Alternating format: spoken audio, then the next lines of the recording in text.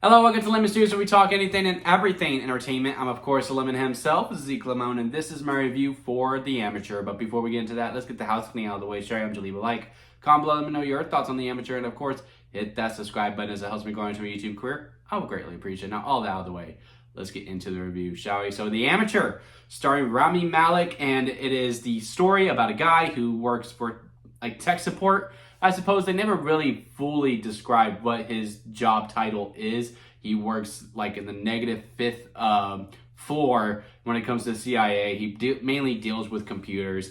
His wife dies overseas, and he is wanting retribution. He is wanting revenge. He wants to learn how to be on the field so he can take on this revenge for his wife's killers one by one. And a lot of people don't believe in him. And I will say one of the strengths of this movie is the title. They really do hammer home the amateur aspect of this, which is something I really appreciated about the movie. In a lot of ways with these types of movies where, we have the unlikely hero, right, who's just your normal dude and is just ran on revenge and bloodthirst.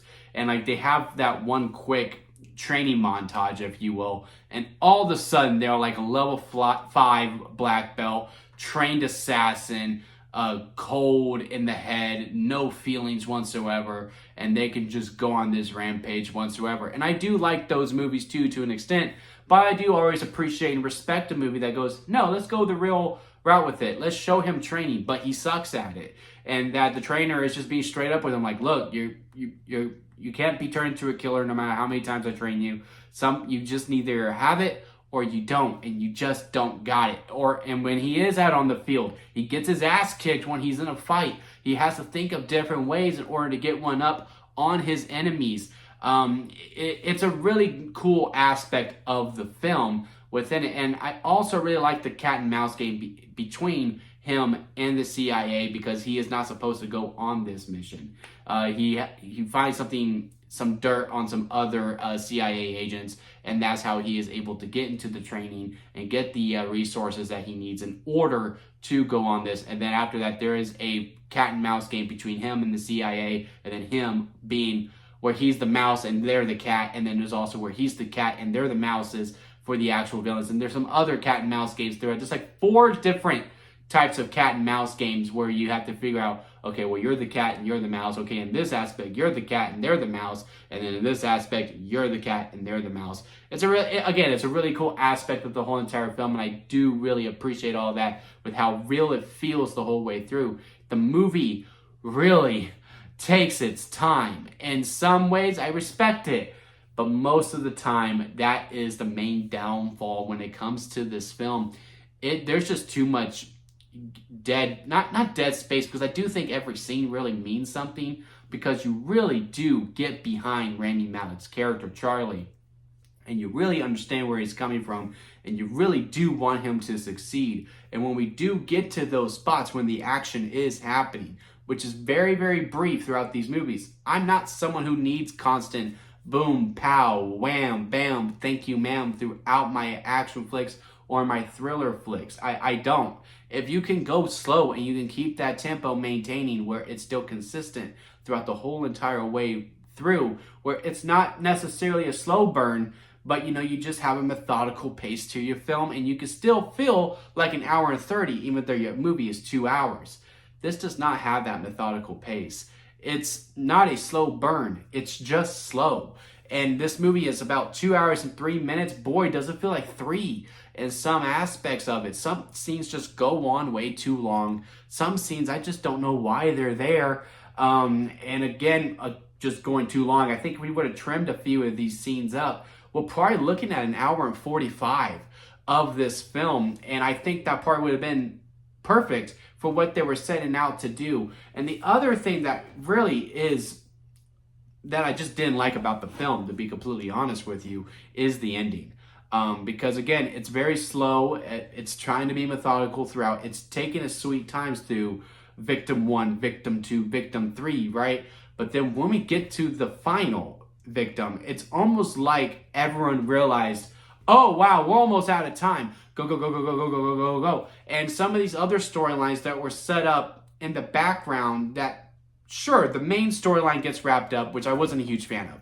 I was not a huge fan when we get to the final victim, the main victim, the victim that pulls the trigger on their wife, where, you know, this is going to be the big showdown. This is where he was gunning for throughout the whole entire film, and the way that we go about it, it just did not sit right with me personally. But the other storylines, you know, not necessarily the steak, where it does feel like it was cooked a little well done, even though we rushed it towards the end. But the potatoes, B storyline, C storyline, the greens, just also didn't feel completely fulfilled either, because we just weren't given that much time to it. And again, with 2 hours and 3 minutes, maybe you keep it at 2 hours and 3 minutes, you trim some of the stuff within the steak storyline, and then you give some more time to those potatoes, to those greens, so that way it's a well thought out meal throughout the whole way through, and it leaves you more satisfied throughout the whole entire film, besides just going, hey, that was a really good steak.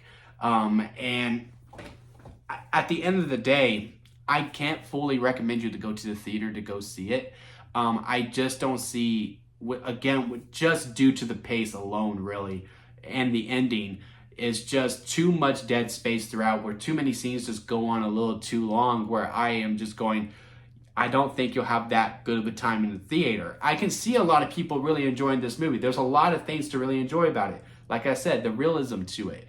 It is very, very cool how, you know, just realistic they take this whole entire film, but at the same time, that is his detriment as well, because there is just some parts that are not boring. I mean, the performances are great. Lauren Fishburne is amazing in this movie. Again, if he's not in it to really show the character dynamics between him and Rami Malek, the character dynamic, it just isn't there, because it's not there within the script, and it's not there within the scenes that they are.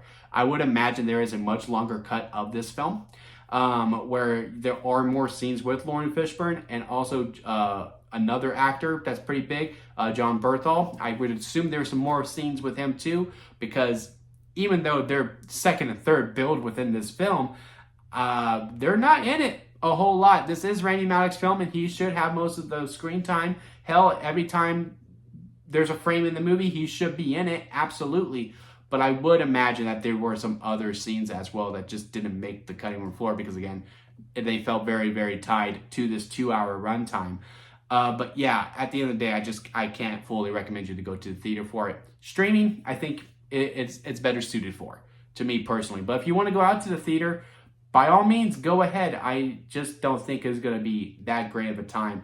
I have one more movie left to see when it comes to this big weekend of movies. Right now, Drop is easily the front runner. I think that is worthy of your time to go see at the theater. Amateur, again, if those really are your type of movies, then I can see you having a good time with it. I can see this movie having an audience. I'm just unfortunately not fully part of that family.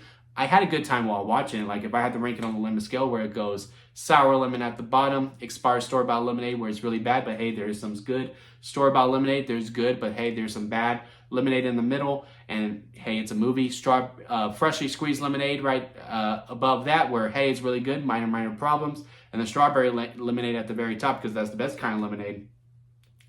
The Amateur falls like in between store-bought lemonade and lemonade. Maybe, you know, it's just really good store-bought lemonade, but I probably couldn't really put it in that lemonade category. But it's in the middle. It's in the middle. It's pure life. Lemonade that you get at Walgreens when you shake it up very well. Oh man, it's very, very refreshing. But yeah, again, overall, I just can't fully recommend going to the theater for it. Maybe on a matinee showing. Yeah, maybe you'll be able to swallow a little bit, but prime time, 7 p.m. on a Friday night or a Saturday night or a Sunday night, pure date hours to go to the movies, sorry, I just don't think it's it. I think you'll have a much better time at Drop. And I'm not trying to put another movie down and put another movie up. I'm just saying, without the movies that are coming out that weekend, I think that is probably the best way to go. But let's have a talk about it down in the comment section. Leave a comment. Let me know your thoughts on The Amateur. Are you someone who did really, really enjoy it and you do think it's worthy of the theater? Comment below and let me know. Leave a like if you made it this far within a review. I do greatly appreciate it. Hit that subscribe button, as I am trying to grow into my YouTube career. And until next time, guys, I'll see you here at Lemon Studios.